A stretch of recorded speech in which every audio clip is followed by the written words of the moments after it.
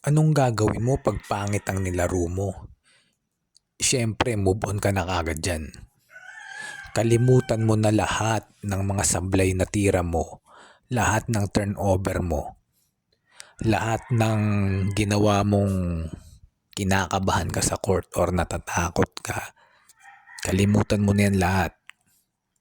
Mag-practice ka na uli, magsipag ka na, tumakbo ka, mag-shooting ka, magpahinga ka, magpalakas ka.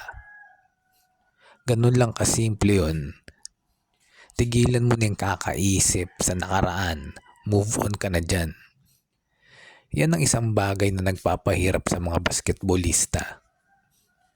Pag-iisip sa nakaraan, iniisip na hindi sila magaling. Kaya stuck sila, hindi sila nagpo-progress. Kung gusto mong mabilis ang progress mo, kalimutan mo lahat ng pangit na laro mo.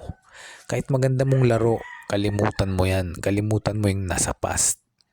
Mag-focus ka sa present at magpalakas ka.